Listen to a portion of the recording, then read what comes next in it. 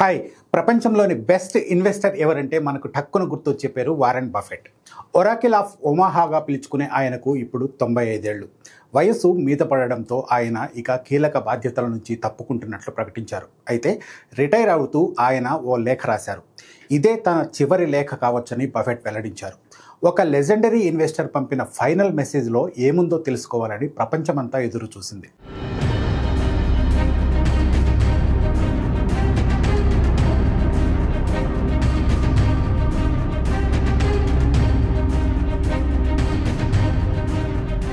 సాధారణంగా buffet letter అంటే stocks, shares గురించి ఉంటాయనుకుంటారు. కానీ ఈసారి ఆయన తన ఫేర్వెల్ మెసేజ్లో స్టాక్ మార్కెట్ గురించి కాకుండా డబ్బుతో కొనలేని 5 లైఫ్ లెసన్స్ను మనకు అందించారు. అందులో మొదటిది, అదృష్టాన్ని ఒప్పుకో, నేనేం తోపు కాదు. బఫెట్ ఈరోజు ప్రపంచంలోనే టాప్ ధనవంతుల్లో ఒకరు. ఆయన్ని అందరూ సెల్ఫ్ మేడ్ బిలియనీర్ అంటారు. కానీ ఆయన ఏమన్నారో తెలుసా? నేను ఆరోగ్యంగా, తెలివిగా అమెరికాలో పుట్టాను. అదొక్కటే నా గొప్ప అదృష్టం. థ్యాంక్ యూ లేడీ లక్ అని. దీని నుంచి మనం చాలా నేర్చుకోవాలి. మనలో చాలామంది నేను కష్టపడి పైకి వచ్చామనుకుంటారు. నిజమే, కష్టపడ్డాం. కానీ మనం ప్రపంచంలోనే ఫాస్టెస్ట్ గ్రోయింగ్ ఎకానమీలో ఉన్నాం. యూపీఐ ఉంది, జిఎస్టీ ఉంది, ఇంటర్నెట్ ఉంది, స్మార్ట్ ఫోన్ ఉంది. ఇదంతా స్టెరాయిడ్స్ వేసుకున్న లేడీ లక్ లాంటిదే కదా. అయినా మార్కెట్లో 10% కరెక్షన్స్ వస్తే ప్యానిక్ అవుతాం. గవర్నమెంట్ను, మార్కెట్ను తిట్టుకుంటాం. ముందు మనం ఎంత లక్కీనో గుర్తించండి.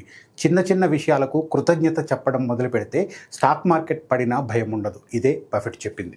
మనకేదైనా జాక్పాట్ తగిలిందనుకో, మూలాలు మర్చిపోతూ ఉంటాం, గాలిలో విహరిస్తూ ఉంటాం, 2% అడిషనల్ ఇన్కమ్ కోసం వేరే సిటీకి పరుగులు పెడుతూ ఉంటాం.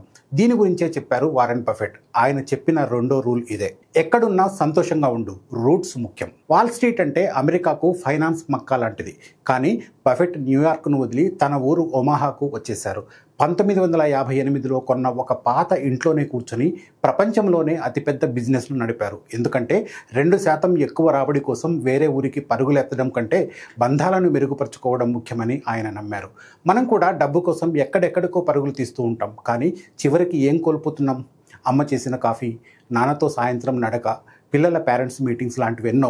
బఫెట్ మనకు చెబుతున్నది ఇదే: ఎక్కడున్నా సంతోషంగా ఉంటే ఆ సంతోషమే మీ వ్యాపారానికి బలం ఇస్తుంది. ముందు మనసుకు శాంతిని, బంధాలకు బలాన్ని పెంచండి. అవే లాంగ్ రన్లో మీకు హెల్ప్ అవుతాయి. ఎవరు ఎప్పుడు లీడర్లుగా ఎదుగుతారో చెప్పలేం.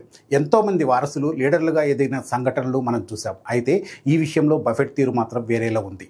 ఇదే బఫెట్ మూడో ప్రిన్సిపల్. లీడర్షిప్ అంటే వారసత్వం కాదు, విజన్. బఫెట్ ఆస్తి వేల కోట్ల డాలర్లు. కానీ తన కంపెనీకి తన పిల్లలను కాకుండా గ్రెగ్ అబెల్ అనే పక్క దేశపు పర్సన్ను బాస్గా చేశారు బఫెట్. ఇది చాలా మందిని ఆశ్చర్యానికి గురి చేసింది. అయితే గొప్ప లీడర్లు కుటుంబ వారసత్వాల నుంచి రారని, పర్ఫెక్ట్ ఇన్స్టిట్యూషన్స్ను క్రియేట్ చేస్తారని భావించారు. బిజినెస్ను నడపడానికి గుండె కంటే బుర్ర ముఖ్యమని బఫెట్ నమ్ముతారు. అందుకే మీ పిల్లల కోసం వ్యాపారాన్ని వదిలిపెట్టకుండా అట్టి పెట్టుకోకండి. వాళ్ళు దాన ధర్మాలకు పనికొస్తారు, కానీ బిజినెస్ నడపడానికి కాదు అని ఆయన పరోక్షంగా చెప్పారు. ఒక కంపెనీలో ఇన్వెస్ట్ చేసే ముందు ఒకవేళ ఫౌండర్ చనిపోతే ఆ కంపెనీని నడిపే సత్తా వారసులకు ఉందా అని ఆలోచించండి. చాలా మంది తమ వారసుల కోసం, భవిష్యత్ తరాల కోసం సంపాదిస్తూ ఉంటారు. ఇందుకోసం తమ జీవితాన్ని ఎంతో కోల్పోతూ ఉంటారు. ఈ విషయంలో బఫెట్ ఏం చెప్తున్నారో తెలుసా?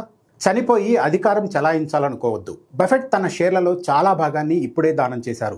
వీలునామాలో రాసి చనిపోయిన తర్వాత తన సంపదను కంట్రోల్ చేయాలని ఆయన అనుకోలేదు. ఆయన దృష్టిలో చనిపోయిన తర్వాత కూడా అధికారం చలాయించాలనుకోవడం ఫూలిష్నెస్. ఎందుకంటే రేపు పన్ను చట్టాలు మారొచ్చు, ప్రపంచ అవసరాలు మారొచ్చు. అజీం ప్రేమ్జీ, శివ్ నాడార్ లాంటి మన ఇండియన్ లీడర్లు కూడా ఇదే చేస్తూ ఉన్నారు. అందుకే మన పిల్లల కోసం కూడబెట్టుకోవడం ఆపి ఈ ప్రపంచానికి ఇప్పుడేం కావాలో అది ఇవ్వండి. లేదంటే మీ ఆస్తి కోసం మీ పిల్లలై కోర్టుల చుట్టూ తిరగడం ఖాయం. డబ్బే అన్నిటినీ నడిపిస్తుందని చాలామంది అనుకుంటూ ఉంటారు. కానీ లక్షల కోట్ల ఆస్తి ఉన్న బఫెట్ మాత్రం డబ్బును మించింది ఇంకేదో ఉందంటున్నారు. అదేంటో తెలుసా? దయ. అత్యంత విలువైన ఆస్తి దయ. బఫెట్ లెటర్లో చివరిది, అత్యంత విలువైనది ఇదే. మీరు ఎన్నో రకాలుగా ఎవరికైనా సహాయం చేస్తూ ఉండొచ్చు. అది వివిధ రూపాల్లో ఉండొచ్చు. దయ చూపడం అనేది ఖర్చు లేనిది, కానీ చాలా విలువైనది. మన ఆఫీసును శుభ్రం చేసే మహిళ కూడా కంపెనీ చైర్మన్ లాగా ఓ మనిషే అని మనం నిత్యం గుర్తుపెట్టుకోవాలి. ఇదే బఫెట్ చెప్తున్న మాట.